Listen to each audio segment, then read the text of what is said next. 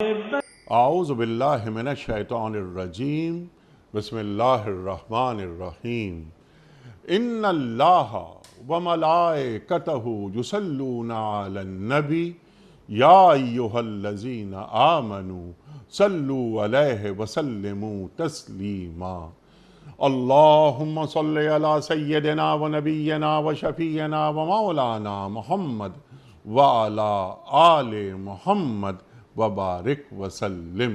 محترم خواتین و حضرات، السلام علیکم۔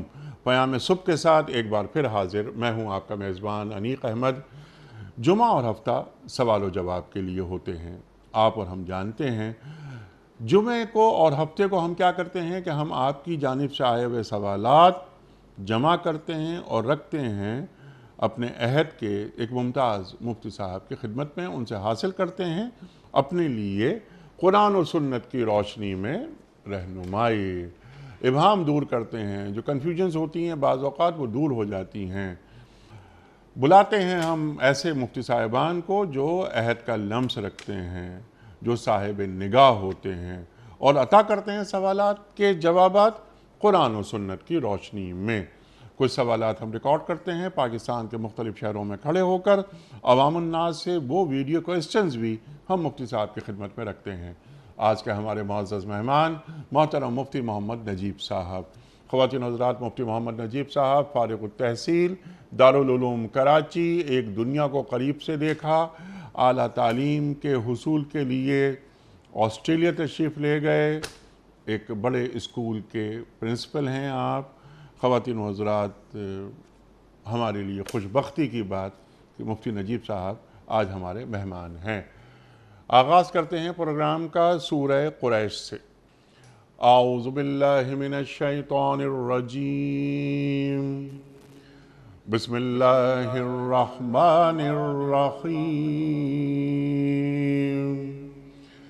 لإیلاف قریش ایلافہم رحلۃ الشتاء والصیف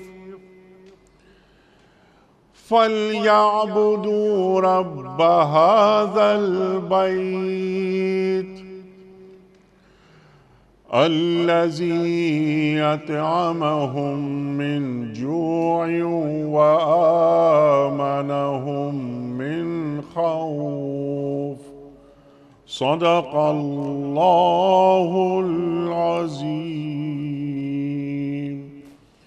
چونکہ قریش مانوس ہوئے، یعنی جاڑے اور گرمی کے سفروں سے مانوس، لہٰذا ان کو چاہیے کہ اس گھر کے رب کی عبادت کریں جس نے انہیں بھوک سے بچا کر کھانے کو دیا اور خوف سے بچا کر امن عطا فرمایا۔ خواتین و حضرات، مفتی محمد نجیب صاحب کی خدمت میں آج کے پروگرام کے حوالے سے پہلا سوال محمد علی صاحب ایبٹ آباد سے۔ سوال ان کا یہ ہے کہ اللہ قرآن کے ذریعے فرما رہے ہیں وہ کہ اللہ قرآن کے ذریعے گمراہ کرتا ہے اور قرآن کے ذریعے ہدایت فرماتا ہے، اس کا کیا مطلب ہے؟ ارشاد۔ بسم اللہ الرحمن الرحیم نحمدہ ونصلی علی رسولہ الکریم۔ اللہ تبارک و تعالیٰ نے قرآن کریم میں جو قوموں کے لیے کچھ اصول اور ضوابط بیان کیے ہیں، انہی میں سے ایک یہ آیت ہے۔ یہ ون لائنر ٹروتھس ہیں جو کہ قرآن کریم قوموں کی ہدایت کا بھی ذریعہ ہے۔ اس پر عمل کرے گا کوئی تو وہ اللہ تبارک و تعالیٰ دنیا میں اس کو کامیابی عطا فرمائیں گے، دنیا اور آخرت کی فلاح کو اللہ نے قرآن کریم کے ساتھ رکھا ہوا ہے۔ اور اگر اسی کے ساتھ ساتھ اللہ تبارک و تعالیٰ اسی کو اچھا اب گمراہ کس طرح کرے اللہ جل جلالہ، اس کے ذریعے کیسے گمراہ ہوگا؟ فرمایا ایک تو گمراہی کی شکل یہ ہے کہ اس پہ عمل نہ کرنا گمراہی کی شکل ہے، ایک اس کی غلط تشریحات کر کے گمراہی کی شکل ہے، قرآن کریم کی صحیح تشریحات نہ ہوں، اس کے ذریعے سے جو ہے وہ گمراہ ہو جائے، وہ پڑھ وہ کہنے کو وہ اپنے تئیں قرآن پہ عمل کر رہا ہو لیکن حقیقتاً قرآن کو صاحب قرآن کے بغیر سمجھ رہا ہو اور پھر وہ گمراہ ہو رہا ہو، کہہ رہا ہو کہ میں نماز کا یہ مطلب ہے، زکوٰۃ کا یہ مطلب ہے، اپنے تئیں کوئی نہ کوئی اس کی جو ہے وہ تشریحات کر رہا ہو۔ تو اسی کے ذریعے گمراہی ہو جائے گی، اس کی دنیا میں بھی وہ پریشان، آخرت میں بھی پریشان، آخرت کی بھی پریشانی، کیونکہ قرآن کریم کی تشریح تو قرآن تو صاحب قرآن کے بغیر نہیں سمجھا جاتا، قرآن کریم تو اس کے بغیر نہیں سمجھا جاتا، اور خاص طور پہ وہ مواقع کہ جہاں پر جو ہیں وہ متشابہات ہیں، احکامات ہیں، عقائد ہیں، ان تمام جگہوں پر تو قرآن کریم اللہ تبارک و تعالی جو اس پہ عمل کرے گا، اللہ تبارک و تعالی ہدایت عطا فرمائیں گے، دنیا اور آخرت میں کامیابی عطا فرمائیں گے، اور جو عمل نہیں کر رہا ہوگا اس کو اللہ تبارک و تعالی دنیا میں بھی ناکامی عطا فرمائیں گے، اور کوئی اس کو پڑھ کر غلط مطالب نکالے گا تو اس کے ساتھ بھی گمراہی ہوگی۔ تو عام طور پہ تو جو اس کا معنی بیان کیا جاتا ہے وہ یہ ہے۔ سبحان اللہ، سبحان اللہ۔ تو قرآن کریم جو معنی اور مفاہیم بیان کر رہا ہے اسی تک رہیں، نہیں، اس میں کوئی اختراع نہ کریں، اور صاحب قرآن کے بغیر سمجھنے کی کوشش نہ کریں۔ سبحان اللہ، سبحان اللہ۔ صاحب قرآن کے بغیر قرآن کریم کیسے سمجھا جا سکتا ہے؟ اور قرآن کے ساتھ احادیث رسول کریم صلی اللہ علیہ وسلم جو کہ قرآن کریم کو نیریٹ کر دیتی ہیں، تشریح ہو جاتی ہے قرآن کریم کی۔ تو جیسے آپ نے فرمایا، اور ہمارا ایمان ہے کہ قرآن اور صاحب قرآن ساتھ ساتھ چلتے ہیں۔ اللہ اکبر، اللہ اکبر۔ تو سرکار دو عالم صلی اللہ علیہ وآلہ وسلم کی سیرت کو سمجھے بغیر، ابھی سوال ایک ذہن میں آیا کہ سرکار دو عالم صلی اللہ علیہ وآلہ وسلم کی سیرت کو سمجھے بغیر کیا ہم قرآن کریم سمجھ سکتے ہیں، اور ہمیں گمراہی سے دور ہم خود کو رکھ سکتے ہیں؟ سوال ہی پیدا نہیں ہوتا، اس لیے کہ دیکھیں آپ یہ سمجھیے کہ سیرت حضور پاک صلی اللہ علیہ وسلم کی حیات طیبہ جی کوئی تاریخ نہیں ہے، جی، وہ بنیادی طور پہ قرآن کریم کی تفسیر ہے، جی، اور نہ وہ سوانح عمری نہ ہے، وہ سوانح عمری ہے، نہ کوئی آٹوبائیوگرافی ہے، جی، وہ حضور پاک صلی اللہ علیہ، وہیں سے تو آپ کو شان نزول کیسا پتہ چلے گا؟ آپ کو یہ کیسے پتہ چلے گا کہ آیت کس موقع پہ نازل ہوئی ہے؟ آپ کو ناسخ منسوخ کیسے؟ سب حضور پاک صلی اللہ علیہ وسلم کی حیات، حضور پاک صلی اللہ علیہ وسلم قرآن مجسم ہے۔ قرآن کریم، اماں جان سے پوچھا جا رہا ہے کہ آپ کے اخلاق، فرمایا خلق القرآن، جو قرآن کریم نے اخلاق بیان کیے وہ حضور پاک صلی اللہ علیہ وسلم کے اخلاق ہیں، جو قرآن نے معاشرت بیان کی ہے حضور پاک صلی اللہ علیہ وسلم کی معاشرت ہے۔ حضور پاک صلی اللہ علیہ وسلم نے قرآن کریم کی تفسیر احادیث کے اندر، زکوٰۃ کا تو حکم آیا ہے نا، تفصیل تو ساری حدیث میں ہے، نماز کا حکم آیا ہے، تفصیل تو ساری حدیث میں ہے، حج کا حکم آیا ہے، تفصیل تو حدیث میں ہے، تمام فرائض اور احکامات کی تفصیل تو آپ کو حدیث سے ملے گی نا۔ حضور پاک صلی اللہ علیہ وسلم کی حیات طیبہ، حضور پاک صلی اللہ علیہ وسلم کے اقوال، حضور پاک صلی اللہ علیہ وسلم کے افعال، حضور پاک صلی اللہ علیہ وسلم کے سامنے عمل کیا گیا، آپ کا امپلائڈ کنسرن، حضور پاک صلی اللہ علیہ وسلم کا خاموش رہنا، یہ تمام چیزیں دین کا حصہ ہیں۔ یہ وہ تمام بنیادی سورس آف شریعہ ہیں جس کے بغیر آپ شریعہ کو ڈیفائن ہی نہیں کر سکتے، آپ دین کو ڈیفائن ہی نہیں کر سکتے۔ جو بنیادی اوریجنل سورس آف شریعہ ہے قرآن اور حدیث، ایک وحی وہ ہے جس کی تلاوت کی جاتی ہے، ایک وحی وہ ہے جس کی تلاوت نہیں کی جا رہی، وہ وحی مطلب ہے، وہ وحی غیر مطلب ہے اس کے، اور دونوں کی دونوں من جانب اللہ ہیں، اللہ کی طرف سے ہیں، اللہ کا کلام ہے۔ تو اس لیے ہمیں اس بات کا لحاظ رکھنا چاہیے۔ یہ جو آپ نے ذہن میں، آپ کے ذہن میں سوال ہے، یہ بہت لوگ کر رہے ہوتے ہیں کہ اس کے بغیر ایسے نہیں ہو سکتا، اور اس کو سیرت کو، اسی لیے تو بعض علماء نے زاد المعاد میں، ابن جوزی نے، ان حضرات نے اس کو فرائض میں کرا کہ سیرت کو پڑھنا ضروری ہے، اس علم کو حاصل کیا جائے، سیرت کے علم کو حاصل کرنا یہ اس لیے ہی ضروری ہے کہ اس کے بغیر قرآن کریم کو نہیں سمجھا جا سکتا، اس کے بغیر دین کو سمجھا نہیں جا سکتا، فہم دین اس پر موقوف ہے، سلامت فکر اور سلامت فہم اس پہ موقوف ہے، اس کے بغیر نہیں سمجھ سکتے آپ۔ تو یہ بنیاد ہے بالکل۔ سبحان اللہ، سبحان اللہ، سبحان اللہ، سبحان اللہ۔ محمد جنید صاحب لاہور سے، کیا صدقے کے پیسوں سے قربانی کا جانور خریدا جا سکتا ہے؟ دیکھیں، سوال یہ پیدا ہوتا ہے کہ میں نے اگر تو صدقے کی نیت کی ہے، مجھ پہ قربانی فرض ہے، اس کے کئی پہلو ہیں سوال کے، کیونکہ سوال جو ہے وہ میں یہ واضح نہیں ہے کہ یہ صدقہ دینے والے کے لیے ہے یا صدقہ قبول کرنے والے کے لیے، تو میں دونوں چیزوں کو واضح کر دیتا ہوں۔ صدقے کے پیسے سے نا، صدقہ کسی کو مل گیا. نہیں، میں نے صدقے کے پیسے نکال کے الگ رکھے ہیں جی اور میں صدقے سے ہی قربانی کرنا چاہتا ہوں، تو صدقے کے پیسے سے قربانی کا جانور خرید کے صدقے کی نیت کر لیں تو جائز ہے، کر سکتا جائز ہوں. ہے. صدقے کی نیت کی ہے نا میں نے، اچھا صدقہ ہی کرنا تھا میں نے، تو مقصود نفل ہے نا، نفلی قربانی ہے نا، نفل کی قربانی کر رہا ہے. لیکن یہاں بات کہاں واضح ہے کہ قربانی نفلی میں ہے؟ آپ سے تو عرض کر رہا ہوں، سوال میں تو کچھ واضح نہیں ہے نا. سوال یہاں پر یہ ہے کہ میں مثال کے طور پہ مستحق تھا ٹھیک اور مجھے کسی نے صدقے کے پیسے دے دیے، ٹھیک اور وہ صدقے کے پیسے اتنے تھے کہ قربانی مجھ پہ فرض ہو گئی. ٹھیک ٹھیک ہے، ٹھیک کیونکہ اب تو میری ملکیت میں آ گئے نا، دینے والے کی ملکیت سے تو نکل گئے، اونرشپ چینج ہو گئی نا. ٹھیک تو اب میں اس سے قربانی کا جانور خرید کے قربانی کروں تو جائز ہے؟ تو جائز ہے، میری ملکیت میں وہ پیسے، ٹھیک ہے کیونکہ میری ملکیت میں ہے نا پیسے وہ. ٹھیک اب تو آپ نے مجھے صدقے کے پیسے دیے، میں مستحق تھا اور میری ملکیت میں آ گئے، تو اب تو میں اس کو جیسے چاہے خرچ کروں نا.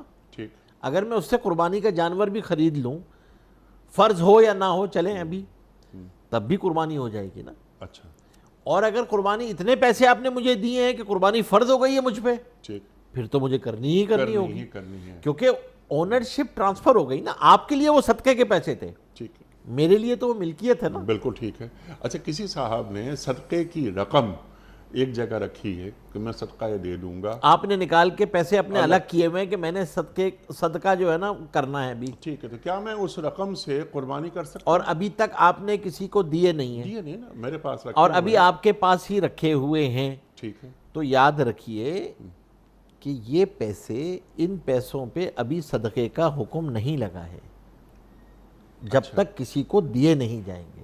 اچھا انتقال ہو گیا تو میراث ہے یہ، ٹھیک یعنی آپ انتقال ہو جائے تو یہ کیش ان ہینڈ ہے نا، کیش ان ہینڈ ہے ابھی یہ، کیش ان ہینڈ. بلکہ آپ نے اگر آگے نہیں دیے ہیں، پہنچائے نہیں ہیں، تو بعض فقہاء نے تو اس پہ زکوٰۃ کا حکم بھی لکھا ہوا ہے. کیش ان ہینڈ ہے نا آپ کے پاس اب تک. ایسا ہی ہے جیسے میں نے پیسے رکھے میں حج کے لیے جانا ہے، ٹھیک میں پیسے جمع کر رہا ہوں. تو جب تک آگے نہیں کیا ہے آپ نے، تو آپ کی خواہش ہے نا ابھی تک، تو یہ ٹھیک ہے. نہیں خواہش نہیں، نیت ہے. آپ کی نیت ہے. نیت تو عمل کے بعد واقع ہوگی نا. جب تک پیسوں پہ تو پیسے تو متعین نہیں ہوتے ہیں نا، پیسے تو عمل کی آپ کی اس ٹرانزیکشن کے بعد متعین ہوں گے. ٹھیک جب تک الگ کر کے رکھا ہوا ہے جب تک نہیں ہے. ہاں آدمی کو دے دیے پھر مسئلہ اور ہے، لیکن ابھی تک آپ نے الگ کیے. میں آپ کا ایک لیجر بنا ہوا ہے، اس لیجر میں آپ نے رکھے ہوئے کہ یار یہ 1000 روپے جو ہے نا یہ میں نے صدقے گئے ہیں، یہ نکال دیے ہیں، یہ صدقے کے رکھے ہوئے ہیں. لیکن آپ کے لیجر میں ہیں یا والیٹ میں ہیں یا پاکٹ میں ہیں یا لاکر میں ہیں، لیکن ابھی صدقہ دیا نہیں ہے. ٹھیک اس پیسے کو سوال، بلکہ میں آپ کو قربانی کو بھی چھوڑ دینا، ایک آسان سوال کر لیں، کیا آپ اس کو ذاتی مصارف میں استعمال کر سکتے ہیں؟ کر سکتے ہیں، تو کر سکتے ہیں، کر سکتے ہیں. کر سکتے ہیں، کیونکہ ابھی تک اس پہ صدقے کا حکم ان پیسوں پر نہیں آیا ہے. ٹھیک ہے، تو اونرشپ تو ہماری ہی ہے. آپ ہی کی اونرشپ ہے. ٹھیک ہے، ٹھیک ہے، بالکل چاہیے. لیکن قربانی کا معاملہ ہے، صدقے کا سوال یہ تھا کہ ایک نیت کر لی، تو آپ کو پیسے اور نکال کے رکھنے ہوں گے، پیسے اور نکال کے رکھنے الگ کر دینے ہوں گے. بس بالکل ایسا ہی کہ بھائی کسی سے قرض لے کے قربانی کی جا سکتی ہے، ہاں کی جا قرض سکتی لے کے کی جا سکتی ہے. تو آپ نے اپنے ہی لیجر سے قرض لیا ہے، جو آپ نے بنیادی طور پہ اپنے آپ ہی ایک آپ نے طے کیا ہوا ہے، اپنے تئیں نیت کی ہوئی ہے کہ بھائی یہ میرے پیسے صدقے کے ہیں، یہ پیسے میرے فلاں مد کے ہیں، یہ فلاں مد کے ہیں، اور آپ نے مدیں الگ کر کے ان پیسوں کو رکھا ہوا ہے. تو ابھی تک وہ آپ کی ملکیت ہے، ٹھیک جب تک مصرف میں خرچ نہ ہو جائے. بالکل ٹھیک ہے، کلیئر ہو گئی بات. ہاں مفتی صاحب، یہ سوال ہے ارسلان غفور صاحب کا اسلام آباد سے. ان کا سوال یہ ہے کہ ہمارے یہاں ہمارے معاشروں میں رشتہ داروں کے انتظار کی وجہ سے میت کی تدفین میں تاخیر ہو جاتی ہے. بھئی وہ میت امریکہ سے آ رہی ہے، میت انگلینڈ سے آ رہی ہے وغیرہ وغیرہ، یا پاکستان میں کئی شہروں میں کہ صاحب وہ واپس جو ان کا آبائی وطن ہے اور آبائی شہر ہے، تو پھر وہ آبائی شہر میں میت آتی ہے. تو میت کی تدفین میں تاخیر کرنے کی اجازت دین دیتا ہے؟ یہ سوال ہے. دیکھیں، ہمارے ہاں تاخیر دو طرح سے ہوتی ہے تدفین میں. ایک تاخیر تو وہ ہوتی ہے جو آپ نے بتائی کہ کہیں اور انتقال ہوا تھا اور میت پھر وہاں لا کے تدفین کی جاتی ہے اس کی. اور دوسری تاخیر یہ ہوتی ہے کہ انتقال ہو گیا اور کسی کا انتظار کیا جاتا ہے کہ جب تک وہ نہیں پہنچیں گے جب تک جنازہ نہیں جی ہاں، ہوگا وہ جب بیٹا تک امریکہ سے آ رہا ہے. بیٹا امریکہ سے آ رہا ہے. تو دیکھیں دونوں چیزوں میں تدفین میں تاخیر نہیں کرنی چاہیے. کئی ایسی مجبوری ہے، کسی ایسے علاقے میں ہے جہاں جنازے کا بندوبست نہیں ہو سکتا، لوگ نہیں جانتے، کسی ایسی جگہ خدا نخواستہ ایکسیڈنٹ ہوا ہے، کوئی ہوا ہے، تو آپ تدفین اپنے علاقے میں لا کر، جو بھی قریب ترین علاقہ ہے وہاں لا کر اس کی تدفین کر دی جائے، نہیں تو اپنے علاقے میں آ جائے. لیکن سب سے جو غلط صورت ہے وہ ہے جس میں آپ انتقال ہو گیا اور کسی قریبی رشتہ دار، محرم رشتہ دار کی وجہ سے انتظار کیا جا رہا ہے، جس میں عام طور پہ بیٹا ہوتا ہے، بیٹی ہوتی ہے. تو اب یہاں پہ انتظار نہیں کرنا چاہیے، میت کو انتظار نہیں کروانا چاہیے، آپ اس کی تدفین کر دیں. اور ظاہر سی بات ہے یہاں پر تاخیر جو ہے اس کی اجازت نہیں ہے. تاخیر جو ہے نا مذموم ہے، پسندیدہ عمل نہیں ہے، بلکہ آپ اس کو تکلیف دے رہے ہوتے ہیں. تو وہ اس کو آپ اس کی تدفین کر دیں. دیکھیں اس موقع پر حکم کیا ہے؟ حکم تو یہ ہے نا کہ جو اللہ جل شانہ کا حکم ہے، حضور پاک صلی اللہ علیہ وسلم کا طریقہ ہے، اس کو پورا کر دیا جائے. حکم یہی ہے کہ جنازہ تیار ہو جائے تو اس کو پڑھا کر اس کی تدفین کر دی جائے. حکم یہی ہے. تو وہ اس موقع پر کولڈ اسٹوریج میں رکھنا اور اس کرنا، یہ سب چیزیں میت کی بے حرمتی بھی ہو رہی ہے. بے حرمتی بھی ہو رہی ہوتی ہے. اور وہاں پر آپ رکھ رہے ہوتے ہیں، پھر کوئی پتہ نہیں ہوتا، کبھی فلائٹ ڈیلے ہو گئی، کبھی کچھ ہو گیا، اور وہ اور تاخیر سے تاخیر ہوتی چلی جاتی ہے. تو یہ بہت ہی غیر مناسب عمل ہے. غیر مناسب عمل ہے. اچھا مفتی صاحب، ایک بات اور ہوتی ہے ہمارے معاشروں میں اور ہمارے ملک میں کہ انتقال فرض کیجئے کراچی میں ہو گیا کسی صاحب کا، اور یہ میت جاری ہے ایبٹ آباد، کیونکہ یہ صاحب کا تعلق ایبٹ آباد سے ہے، تو ان کو بھجوایا گیا، پھر تدفین ایبٹ آباد میں ہو رہی ہے. دین کیا ہمیں یہ تعلیم نہیں کرتا کہ جہاں انتقال ہوا ہے وہیں تدفین ہونی چاہیے؟ دین کا حکم ہے. انبیاء کی تدفین بھی وہیں ہوئی، صحابہ کی تدفین بھی وہیں ہوئی. آپ کو کتنے صحابہ جو ہے وہ حرمین میں ملتے ہیں. جی ہاں، صحابہ اکرام رضی اللہ اجمعین کی قبریں تو آپ کو پوری دنیا میں ملتی پوری ہیں. دنیا میں 1,24,000 آخری خطبہ یعنی حجۃ الوداع، اور 8,000 سے زیادہ قبریں نہیں ہیں. سارے صحابہ کہاں ہیں؟ پوری دنیا میں آپ صحابہ پھیلے ہوئے، پوری دنیا میں صحابہ اکرام رضی اللہ اجمعین پھیلے ہوئے.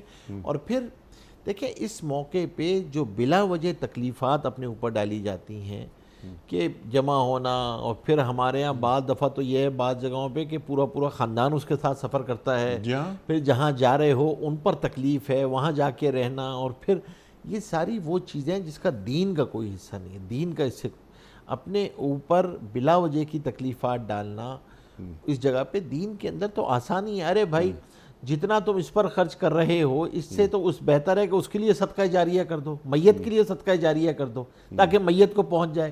تمہارا یہ خرچ کرنا تو میت کو کوئی فائدہ نہیں دے رہا. وہاں پہ پہنچیں گے، کسی کے گھر کھانا ہوگا، کسی لے جانا ہے، یہاں سے ایمبولینس وہاں تک جائے گی ایبٹ آباد تک، اس کا اپنا خرچہ ہے، پھر وہاں پہ سارے لوگ پہنچ. بھائی دین نے تو سہولت رکھی ہے، آسانی رکھی ہے. اس موقع پر آپ نے کسی کے غم کو ہلکا کرنا ہے، غم کو بڑھانا نہیں ہے، تکلیف کو، مشقت کو بڑھانا نہیں ہے. اگر آپ کو خرچ کرنے کا شوق ہے تو اس میت کے لیے صدقہ جاریہ کر دو، اس کے لیے خرچ کر دو. اس کو ضرورت ہے، اس سے زیادہ محتاج تو کوئی بھی نہیں ہے، اس کو ضرورت ہے خرچ کرنے کی، بھائی اس کے لیے کچھ خرچ کر دو، اس کے لیے صدقہ کر دو. کیونکہ اب آپ کا وہاں جانا اور وہاں تک یہ تو کوئی ضروری نہیں ہے، بلکہ بیچارہ پھر اور مسائل آتے ہیں. کسی کی عدت ہو رہی ہوتی ہے، وہ عدت وہاں نہیں کرتے، عدت کی وجہ سے وہ کے لیے بیسیوں مسائل اس کی وجہ سے پیدا ہو جاتے ہیں. اور یہ صرف اور صرف ہماری جو ہے نا وہ ایک معاشرتی چیز ہے، اس کا دین سے کوئی تعلق نہیں ہے. ثقافتی عمل، اس کا دین سے کوئی تعلق نہیں ہے. اس کا کوئی دین سے، لیکن دین کے نزدیک ناپسندیدہ عمل ہے. بظاہر سی بات ہے جہاں، کیونکہ دیکھیں دین نے معاملات کے اندر سہولت کو رکھا ہے پیش نظر. سہولت جہاں ہے وہاں پہ تدفین کر دی جائے، اور وہاں پر اللہ تبارک و تعالی بھائی، اور اگر وہ اللہ کے راستے میں ہے، وہ کسی علم حاصل کرنے کے لیے گیا ہوا ہے، بھائی وہاں سے لے کے جہاں اس کی قبر بنی ہے گھر تک اللہ جل شانہ بے جوڑ موتی کا محل عطا فرمائیں گے. اللہ تعالیٰ نے اجر رکھا ہوا ہے. اس مشقت پہ بھی اجر ہے، اس مجاہدے پہ بھی اجر ہے، سب کو اجر مل رہا ہے. اس کو ان کو گھر والوں کو بھی اس پہ اجر ملے گا. تو اس بات کو لحاظ رکھنا چاہیے کہ اصل میں اس کے لیے کیا فائدہ ہے. اب تو زیادہ تر اس کا لحاظ رکھے نا، اس کو کیا فائدہ ہوگا، میت کے لیے کیا بہتر عمل ہے، اس کو پیش نظر رکھنا چاہیے.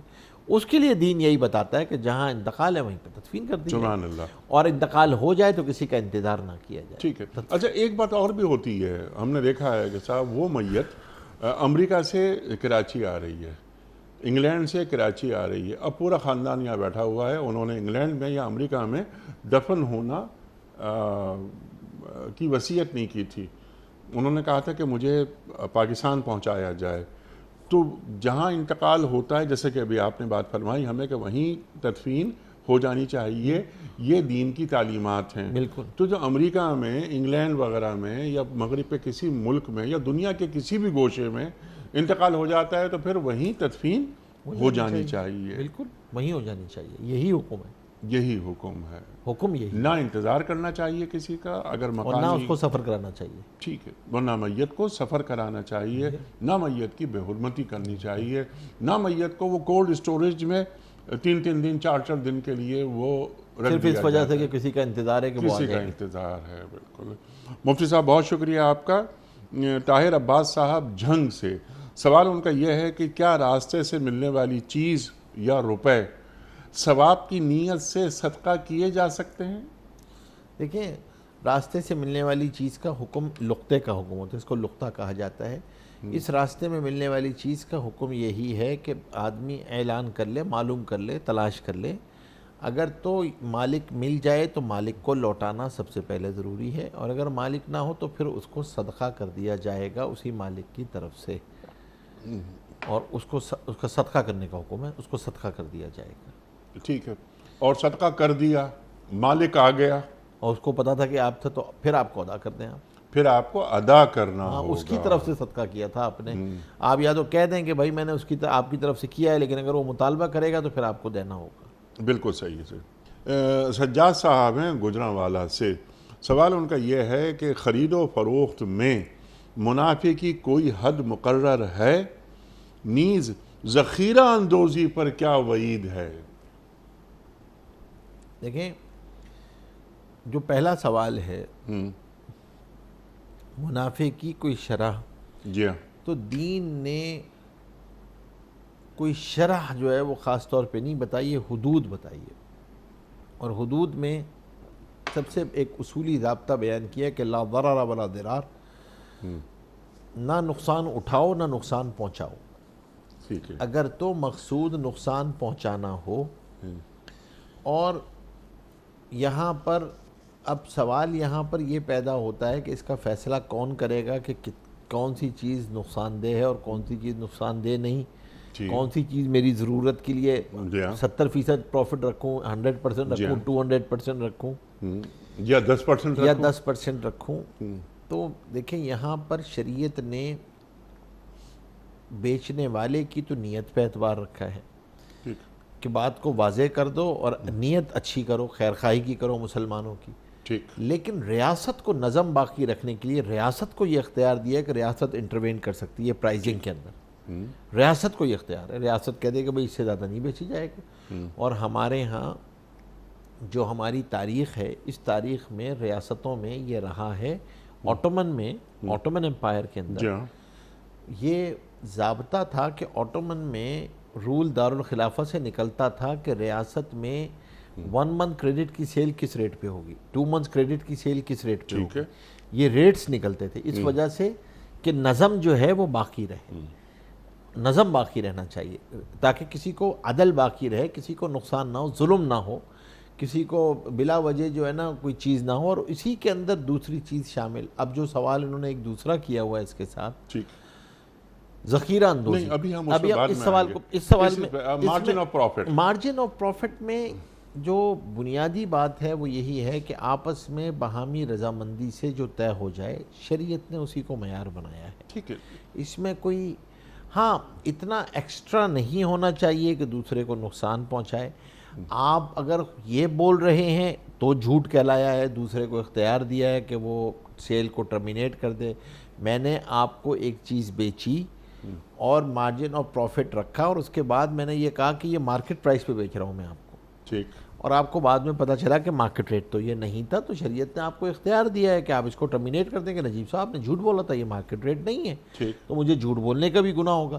لیکن اگر میں یہاں پہ یہ نیت کر لوں کہ 10% 15% کہ بھائی میرے لیے بھی کافی ہے اور دوسرے کے لیے بھی یہ خیر خواہی ہے، تو اس نیت پہ اجر بھی ہے تو واضح بھی ہے. ہاں آپ کتنا رکھیں کہ 50% رکھیں 40% رکھیں کاسٹ کے آپ کی کاسٹ کے اوپر کتنا پروفٹ رہے اس کے لیے کوئی خاص حد شرح پرسنٹیج وہ شریعت نے مقرر نہیں کی. وہ مقرر نہیں کی، لیکن ایک نقطہ یہ بیان فرما دیا شریعت نے کہ دیکھو انسانیت کا استحصال نہ ہو. بالکل ٹھیک ہے نا. اور اس کا نگران ریاست کو مقرر کر دیا. اس کا نگران پہلے میں خود نگرانی اپنی کر رہا ہوں جی. اس کے بعد کہ ریاست مقصود میرا کسی کا استحصال نہیں ہے. یعنی ایک سرمایہ دارانہ نظام، ایک 100 روپے کی چیز اگر میں 200 کی بیچتا ہوں تو اس نظام کو خوشی ہوتی ہے کہ واہ واہ واہ واہ واہ اس نے 100 کی چیز 200 میں بیچ دی. یہ 250 میں اگر بیچ دیتا تو اس کو کچھ ہم انسینٹیوز میں اضافہ کر دیتے. لیکن ہمارے دین کی جو روح ہے وہ یہ کہ میں دنیا کی کوئی بھی چیز میں بیچ رہا ہوں، میں یہ گلاس بیچ رہا ہوں، میں یہ کپ بیچ رہا ہوں چائے کا، لیکن سامنے والا یہ انسان ہے، میں انسان کی تذلیل نہ کروں، ریٹس بڑھا کر انسانیت کا استحصال نہ ہو. یہ بنیادی نقطہ. اس کی خیر خواہی پیش نظر رہے. خیر خواہی پیش نظر رہے، سامنے والے کو ذبح نہ کر دیا جائے. لیکن آپ نے ایک بات فرمائی کہ باہمی رضامندی سے ایک شرح منافع طے کر لیں. ایک آدمی 100 روپے درجن کے کیلے بیچ رہا ہے، 100 روپے درجن کے کیلے اسے بیچنے چاہیے، اس کو مل جاتا ہے پروفٹ اس میں.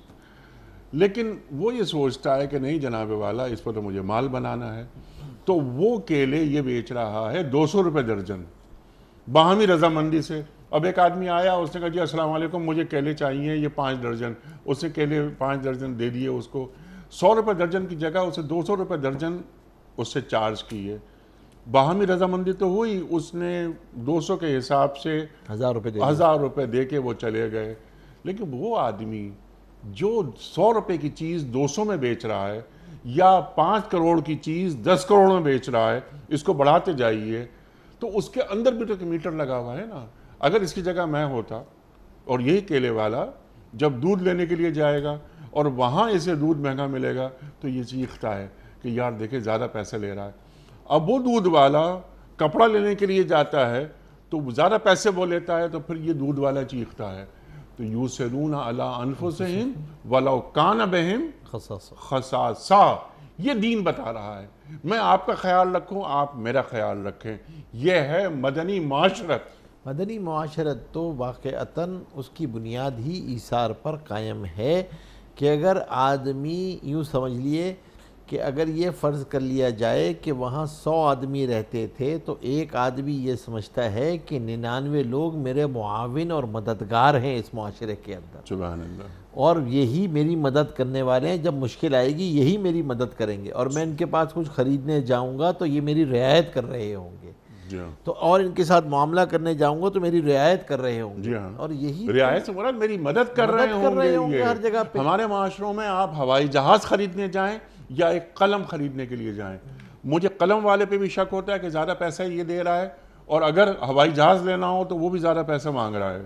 اب اس کا نقصان یہ ہوتا ہے کہ جب معاشرے سے ایثار اور خیر خواہی کے عناصر نکل جاتے ہیں تو عدم اعتماد کی فضا جو ہے نا وہ آنا شروع ہو جاتی ہے. پھر کسی کو کسی پہ اعتماد ہی نہیں رہتا. عوام کو ریاست پہ نہیں رہتا، ریاست کو عوام پہ نہیں رہتا، تاجر کو ریاست پہ نہیں رہتا، ریاست کو تاجر پہ نہیں رہتا، آپس میں کنزیومر کو اس پر نہیں ہے، ایک دوسرے کو جو ہے نا وہ کسی پہ اعتماد ہی نہیں ہوتا ہے. اس بد اعتمادی کی فضا کی بے برکتی کاروبار میں تجارت میں نظر آتی ہے، اور اس کی وہ بے برکتی ہے. مطلب کاروبار میں نظر آتی ہے، اور کاروبار کی وجہ سے معاشروں میں یہ آلودگیاں پیدا ہو جاتی ہیں. یہ تعفن ہے، بد اعتمادی خود ایک تعفن ہے. اللہ اکبر. اتنا کیونکہ اس سے اختلاف کی فضا آپ پنپتی ہے نا، اختلافات کی فضا پنپتی ہے، ایک دوسرے کے بارے میں غیبتوں کی فضا پنپتی ہے، یعنی بدبودار معاشرے ہو جاتے ہیں. کہ اور پھر اس کے بعد جب خود غرضی کی شکلیں نظر آتی ہیں، پھر جب چیز بیچ کر واپس لینا مشکل ہوتا ہے، کوئی واپس کرنا آ جائے تو پھر واپس لینے پہ آدمی کی جو ہے وہ جان جاتی ہے، کیونکہ آدمی تو ظاہر سی بات ہے خود غرض ہو چکا ہوتا ہے. اور اگر یہاں پہ یہ پیش نظر رکھ لے کہ رزق دینے والی ذات اللہ کی ذات ہے. یہ سارے کے سارے تو میں نے واسطے اختیار کیے ہیں. یہ برتن ہیں، ان کے اندر روزی ڈالنے والی ذات اللہ کی ذات ہے. مجھے پابند کیا ہے کہ برکت اس کے اندر جب آئے گی، روزی جب آئے گی، جب میں اس طریقہ کار کو اختیار کروں گا. سامنے والے کی خیر خواہی، اپنی نیت کی تصحیح، یہ بیسک بزنس ایتھکس ہے کہ سامنے والے کی خیر خواہی کو پیش نظر رکھا جائے، اس کا استحصال نہ ہو، بقدر ضرورت اپنا نفع ضرور رکھا جائے، جو اپنی بقدر ضرورت. اور اس کی کوئی شریعت نے تحدید نہیں کہ فیما بینک و بین اللہ، آپ کا اور اللہ کا معاملہ. سبحان اللہ، سبحان یہ اللہ جل شانہ نے کچھ معاملات اپنے ساتھ رکھے ہیں، کیونکہ برکت من جانب اللہ آتی ہے. برکت انسان دکانوں سے نہیں خریدتا، اور یہ آپ کے اعمال اور آپ کی نیتوں کے بقدر آتی ہے. یاد رکھیے گا، برکتیں زندگی میں آپ کی نیتوں کے ساتھ جڑی ہوئی ہوتی ہیں. سبحان اللہ. اور برکتوں کی کئی شکلیں ہیں. بھائی آپ سوچیں نا، لوگ آپ سے محبت کر رہے ہیں، لوگ آپ کے مددگار ہیں، اللہ نے آپ کو امن، سکون، چین، اطمینان دیا ہوا ہے. یہ سب برکات ہیں، یہ سب رزق کی شکلیں ہیں. اللہ نے صالح اولاد دی ہوئی ہے، یہ سب رزق کی شکلیں ہیں. یہ سب علم دیا ہوا ہے، سمجھ دی ہوئی ہے، فہم دی ہوئی ہے، سلامتی فکر دی ہوئی ہے. یہ سب اللہ کی نعمتیں ہیں، رزق کی شکلیں ہیں، برکتیں ہیں. یہ سب برکتیں ہیں. آپ کے وقت میں برکت دی ہوئی ہے، مال میں برکت دی ہوئی ہے، جان میں برکت دی ہوئی ہے، مہلک امراض سے محفوظ رکھا ہوا ہے. یہ سب کی سب برکتیں ہیں. لوگوں کے آپ محبوب ہیں، اور لوگ آپ کے لیے دعائیں مانگتے ہیں. آپ اس سے بڑی برکت کیا ہوتی ہے؟ آپ کے اندر یہ نافیت موجود ہے، تو اس نافیت کا ثمرہ انسان دنیا میں بھی حاصل کرتا ہے، آخرت میں. سبحان اللہ، سبحان اللہ. اچھا، ذخیرہ اندوزی، یہ جو ہے وہ سخت گناہ ہے. خاص طور پہ ذخیرہ اندوزی ان چیزوں کی جو انسان کی ضروریات زندگی سے داخل ہے. کھانے پینے کی چیزیں، مثلا ہمارے یہاں جیسے اناج میں، جی ہاں، خاص طور پہ وہ چیزیں، تو یہ تو بالکل حرام ہے، اس کی اجازت نہیں ہے. اس وجہ سے اس کو جو ہے وہ رکھ لینا، اور کہ پیسہ بڑھ جائے گا. ہاں، آپ نے کوئی چیز رکھی، آپ کی ایک مارکیٹنگ سپلائی لائن ہے، آپ نے جو ہے وہ کی ہوئی ہے، تو صرف اور صرف وقت پر خرید لینا. ظاہر سی بات ہے، تاجر جب بھی ہوتا ہے فصل کے موقع پہ، اگر اس کے پاس پیسے ہوتے ہیں تو وہ خرید لیتا ہے. آگے اسی لیے خریدتا ہے کہ آگے چل کے ریٹ بڑھ جائے گا، وہ بڑھ جاتا ہے. لیکن اگر آپ کی ذخیرہ اندوزی سے کوئی کارٹل آپ نے ایسا بنا لیا ہے کہ آپ مارکیٹ کے ریٹس کو فلوٹس کرتے ہیں اسی طریقے سے لوگوں کی ضروریات زندگی میں، تو پھر یہ حرام ہے. اس کی گنجائش نہیں ہے اس کی. اور خاص طور پہ وہ انسان کی ضروریات زندگی سے. ہمارے ہاں اناج ہے، آٹا ہے، چینی ہے، چاول ہے، یہ وہ چیزیں جو اناج کی جتنی بھی چیزیں شکلیں ہیں آپ کی غذائی چیزوں میں، تو یہ تو بالکل حرام ہے. ہاں، آپ نے مثال کے طور پہ کسی چیز کے اندر اپنی سپلائی لائن کے لیے کپڑے کو آپ نے رکھ لیا ہے، آپ نے کاٹن خرید کے رکھ لی ہے پہلے سے کہ تاکہ میں سوتر بنا لوں گا، میں دھاگا بنا لوں گا ٹائم پہ. اپنے پرائزنگ کو مینیج کرنے کے لیے آپ نے جو ہے نا سپلائی لائن کو پہلے سے را مٹیریل، تو وہ ہر چیز ہورڈنگ نہیں بن جاتی ہے. ذخیرہ اندوزی اس جگہ پہ بنے گی جہاں پہ آپ کے ذخیرہ اندوزی کرنے کی وجہ سے معاشرے میں استحصال پیدا ہو جائے قیمتوں کے اندر، اور لوگوں کو غذائی قلت پیدا ہو جائے اس کی وجہ سے خریدنے میں. اس قلت کا اگر آپ ذریعہ بنیں گے انفرادی طور پہ یا کارٹل کی صورت میں، جی ہاں، دونوں صورتوں میں یہ گناہ ہے. کیونکہ وہی بات کہ انسانیت کا استحصال ہے. اچھا، بعض اوقات یہ ہوتا ہے مفتی صاحب کہ جیسے پاکستان میں کہ ایک فصل ہے وغیرہ، وہ اس کی ذخیرہ اندوزی ہو جاتی ہے کیونکہ میرا بائر مجھ سے یہ کہہ رہا ہے کہ آپ اس کو رکھیں اپنے پاس، میں اگلے سال لے لوں گا آپ سے، یا 6 مہینے کے بعد لے لوں گا آپ سے. تو میں 6 مہینے کے بعد، کیونکہ میرا اس سے ایگریمنٹ ہے، میں اسے دے دیتا ہوں. یا انٹرنیشنل مارکیٹ میں جو میرا بائر ہے وہ کہتا ہے کہ ابھی آپ ذخیرہ رکھیں اپنے پاس، جب مجھے چاہیے ہوگا میں آپ کو بتا دوں گا، لیکن یہ کہ میرا آپ سے یہ ایگریمنٹ ہے کہ میں آپ کا بائر ہوں. تو اس سلسلے میں اگر میں مال کا ذخیرہ کر لیتا ہوں تو تب بھی گناہ گار ہوں. نہیں، یہ ہورڈنگ نہیں ہے نا. وجہ اس کی یہ ہے کہ آپ ایک طرح سے پرومس ٹو سیل تو کر چکے ہیں اس کے ساتھ. ٹھیک ہے، آپ بیچنے کا وعدہ تو کر ہی چکے ہیں بائر کے ساتھ. تو اب یہ تو بات طے ہے کہ بازار میں تو یہ چیز ویسے ہی نہیں جائے گی. ٹھیک یہ چیز تو انٹرنیشنلی آپ بیچ چکے ہیں اس کو آلریڈی، نیشنل یا انٹرنیشنل جو بھی ہے. ٹھیک مثال کے طور پہ بعض دفعہ کوئی فیکٹریاں ہوتی ہیں، اب اس نے کہا کہ بھائی آپ آلو لے کے رکھ لیں، اپنے پاس جو ہے وہ آلو رکھ لیں، مجھے چپس بنانے ہیں، میرے پاس اس وقت جو ہے وہ جگہ نہیں ہے، میں تھوڑا تھوڑا کر کے آپ سے آلو لیتا رہوں گا، ٹھیک ہے آپ جو ہے وہ اپنے پاس لے کے رکھ لیں. تو اب آپ کو پتہ ہے فلاں ABC کمپنی ہے، اس نے میرے ساتھ سودا کر لیا ہے، تو اب آپ نے آلو منڈی میں تو ویسے ہی نہیں بیچنا ہے، آپ نے تو اسی کمپنی کو بیچنا ہے آلو. ٹھیک ہے. تو یہ تو اس سپلائی چین کو مینٹین کرنے کے لیے اگر پرومس ٹو سیل ہو گیا ہے، آپ کا ایگریمنٹ ٹو سیل ہو چکا ہے، وہ اس ہورڈنگ میں نہیں آئے گا. اس ہولڈنگ میں نہیں آئے گا. اللہ اکبر. کچھ سوالات ویڈیو کوئسچن مفتی صاحب آپ کی خدمت میں. پہلا سوال مفتی صاحب کے لیے. مفتی صاحب میرا آپ سے سوال یہ ہے کہ اگر نماز میں کوئی غلطی ہو جائے اور جس کا علم نہ ہو، اور اس کے لیے کیا احتیاطاً سجدہ سہو لازم ہو جائے گا یا کر لوں تو کوئی صحیح رہے گا؟ اس بارے میں آپ کیا کہتے ہیں؟ اس وقت کی صورت بیان کر رہے ہیں کہ انسان کو شک ہو اور یہ نہ پتہ ہو کہ واجب چھٹا ہے یا سنت چھٹی ٹھیک ہے، ہے.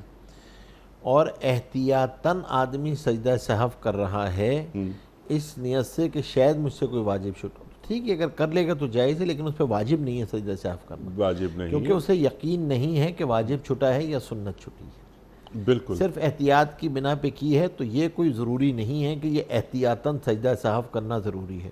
ٹھیک ہے. ورنہ تو جس کو نسیان کا ہوتا ہے وہ تو ہر نماز کے بعد احتیاطاً سجدہ سہو کرتا رہے کہ شاید کچھ نہ کچھ تو چھٹی گیا ہوگا.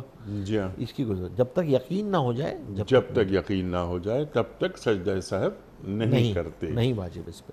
ٹھیک ہے مفتی صاحب.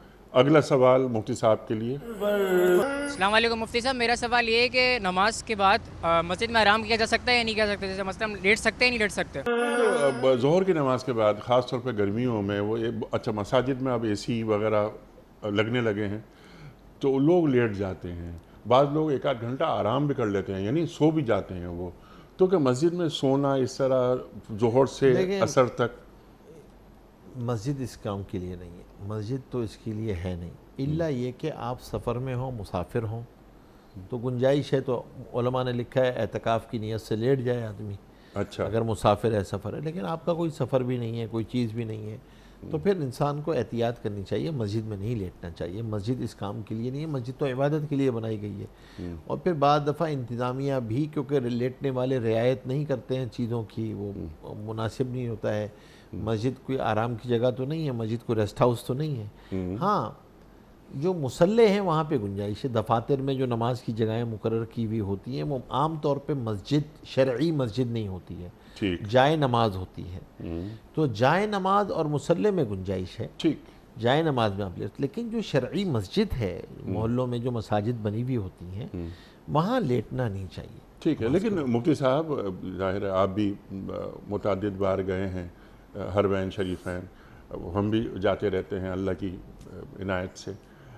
وہاں ہم دیکھتے ہیں کہ ظہر کے بعد یا عصر کے بعد لیٹ جاتے ہیں، لیکن مقیم کم ہوتے ہیں، مسافر ہی ہوتے ہیں نا، سارے سفر ہی کر رہے ہوتے ہیں نا، مسافر وہاں پہ آئے ہوئے ہوتے ہیں نا. اچھا. تو آپ جب بھی لیتے ہیں دیکھیں نماز آپ اس نیت سے لیتے ہیں کہ تھوڑی دیر کمر سیدھی کر لوں پھر عبادت کروں گا. اچھا. تو ٹھیک ہے، اجازت ہے. ٹھیک. آپ کمر سیدھی کی، اٹھ گئے تھوڑی دیر کے لیے، اب کر لیا. قیلولہ تو ویسے بھی کمر سیدھی کرنے کا نام ہے، سونے کا نام تو نہیں ہے کہ آدمی کو ضرور آنکھیں بند نیند ہی آئے گی. تو کمر سیدھی کی، اٹھ گئے اور پھر اپنی عبادت میں مشغول ہو گئے. لیکن اب آپ نے کہا کہ نماز پڑھی ہے، دفتر میں تو 1 گھنٹے بعد شفٹ شروع ہوگی، تھوڑا سو جاتا ہوں پھر اٹھ کے دفتر چلا جاؤں گا. ٹھیک. یہ مناسب نہیں ہے. نماز مسجد آرام کی جگہ نہیں ہے نا. ٹھیک ہے. مسجد اور اگر عبادت کی خدا نہ خواستہ کبھی لیٹنا بھی پڑ جائے، ضرورت ہو، تو پھر ضروری ہے کہ اعتکاف کی نیت کرے. اچھا. اعتکاف کی نیت سے لے، یہ ضروری ہے کہ اعتکاف کی نیت کر لے. اگر کوئی عذر ہے، پیش آ گیا، آدمی سفر کر رہا ہوتا ہے، کہیں رک جاتا ہے، کہیں سفر میں ضرورت پیش آ جاتی ہے، تھوڑی دیر بیٹھنا پڑ جاتا ہے، تو پھر آدمی اعتکاف کی نیت کرے. بالکل ٹھیک ہے. کلیئر ہو گئی بات. اگلا سوال مفتی صاحب کے لیے. السلام علیکم مفتی صاحب، میرا آپ سے سوال یہ ہے کہ قبر کی جگہ کیا پہلے سے خریدی جا سکتی ہے؟ شریعت میں اس کا کیا حکم ہے؟ جناب دیکھیں ان ممالک میں جہاں پر وہ اس طرح کے قبرستان ہوتے ہیں کہ آپ کو خریدنی پڑتی ہے، تو آدمی اگر اس طریقے سے قبر خرید کر رکھ لے تو اس کی بعض فقہاء نے گنجائش دی ہے، لیکن عمومی طور پہ اس کو پسند نہیں کیا گیا ہے کہ آپ ایک مسلمانوں کے قبرستان میں ہمارے ہاں، اب وہ درمیان میں ایک جگہ خالی ہے، لوگ آ رہے ہیں وہ کہہ رہے ہیں نہیں یہ قبر تو یہ پہلے سے بک ہوئی ہوئی ہے، آپ یہاں نہیں آ سکتے. لیکن اگر ایک قطع اراضی، وہ ایک بالکل الگ سوال ہے کہ آپ ایک قطع اراضی کو خرید لیتے ہیں اور اسے مخصوص کر لیتے ہیں اپنے خاندان کے لیے، ٹھیک، یا یہ کہ جس کو ہم اجازت دیں گے وہ اس میں آ جائے، ٹھیک، تو اس کی اجازت ہے، وہ بالکل ایک الگ شکل ہے. ٹھیک ہے. اسی طرح بیرون ممالک کے اندر بعض دفعہ ہوتا ہے تو علماء نے لکھا ہے کہ بھائی بہتر ہے کہ جن جگہوں پہ قبریں خریدی جاتی ہیں وہاں وصیت میں اتنا مال چھوڑ کے جائیں، اپنے پاس یہ مال رکھیں تاکہ پیچھے کسی کو تکلیف نہ ہو. اور اسی لیے بیرون ممالک کے اندر اس بات کا ہمیشہ اہتمام کیا جاتا ہے کہ مسلمان کوئی ایسا فنڈ ضرور قائم رکھیں جو مسلمانوں کی تجہیز و تکفین میں کام آئے، کیونکہ اس کے بعد جو اس کے اخراجات ہوتے ہیں وہاں تک پہنچانا، اس کے اپنے پروسیسز ہیں، ان کو پروٹوکولز ہیں، اس کو فالو کرنا پڑتا ہے، اس کی کاسٹ بھی ہے. تو بعض دفعہ جس کا انتقال ہوا ہوتا ہے اس کا پتہ نہیں چل رہا ہوتا، اس کے پاس پیسے نہیں ہوتے، تو مسلمان کی تجہیز و تکفین پہ خرچ کرنا یہ بھی صدقہ ہے، تو اس پہ خرچ کرنے کے لیے اس طرح کا کوئی فنڈ بھی رکھنا چاہیے. تو اس اصولی جواب جو انہوں نے سوال کیا ہے یہ ہے کہ اگر کوئی قطع زمین کی بات ہے جو اپنے خاندان کے لیے آدمی لے سکتا ہے، لیکن اجتماعی مفاد عامہ کے لیے جو اجتماعی قبرستان ہیں ان میں الگ سے کسی گورکھن کو پیسے دے کے اپنے لیے قبر الگ کروا لینا، الگ رکھوا لینا کہ بھائی اس میں کسی کو دفن نہیں کرنا، یہ غیر مناسب عمل ہے. اچھا، یہ غیر مناسب ہے، بالکل ٹھیک ہے. اچھا، ایک بات یہ بھی تو ہے نا کہ کسی کو نہیں معلوم کہ اس کا انتقال کہاں ہوگا، اس کی وفات کہاں ہوگی، بالکل نہیں پتہ. تو پھر وہ کیونکہ اگر آپ یہ کرتے ہیں نا تو پھر جو گفتگو بھی ہو رہی تھی کہ پھر اس کے وجہ سے جو ہے نا یہ سارے مسائل جو ہے وہ کھڑے ہو جاتے ہیں کہ ظاہر سی بات ہے انہوں نے قبر جہاں پہ خریدی ہوئی ہے وہاں میت کو پہنچایا جائے، انتقال جہاں ہوا ہوگا پھر اس کو وہاں پہنچایا جائے گا، کیونکہ انہوں نے قبر تو اس قبرستان میں خریدی ہوئی تھی. اب وہ انتقال کراچی میں ہوا تو ایبٹ آباد میں قبر خریدی ہوئی ہے تو ان کو ایبٹ آباد لے کے جایا جا رہا ہے کیونکہ قبر وہاں خریدی ہوئی ہے. اور ان کی خواہش یہ تھی کہ مجھے جو ہے وہ تدفین جو ہے میرے خاندانی قبرستان میں ہی ہو، یہیں پر ہو. تو یہ چیزیں جو ہے نا وہ ان کا دین سے کوئی تعلق نہیں ہے، نہ اس وصیت پہ عمل کرنا ضروری ہے. ٹھیک، کلیئر ہو گئی بات. اگلا سوال مفتی صاحب کی خدمت میں.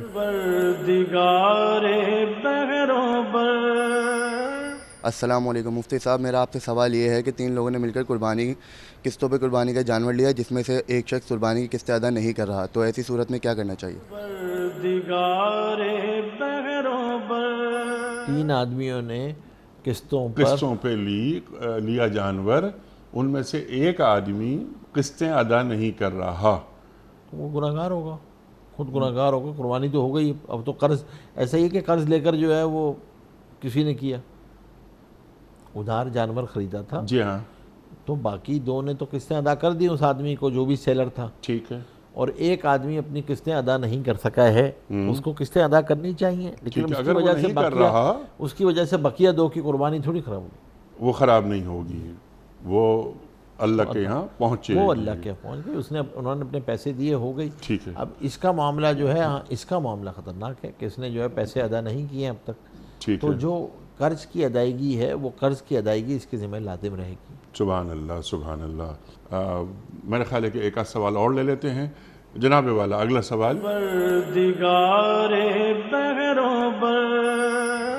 السلام علیکم مفتی صاحب، میرا آپ سے یہ سوال ہے کہ بغیر دوپٹے کے عورت کا وضو ہو سکتا ہے یا نہیں؟ بغیر دوپٹے کے عورت کا وضو، یعنی عورت وضو کر رہی ہے لیکن دوپٹہ اسے نہیں پہنا ہوا، تو اس کا وضو ہو جائے گا؟ ہو جائے گا نا، یہ وضو ہو جائے گا، اس میں کوئی رکاوٹ نہیں ہے، کوئی قباحت نہیں ہے. بالکل ٹھیک ہے. آج کے پروگرام کا آخری سوال آپ کی خدمت میں جناب والا. السلام علیکم مفتی صاحب، میرا سوال آپ سے یہ ہے کہ بچوں کو ٹالنے کے لیے جھوٹ بولا جا سکتا ہے کیا؟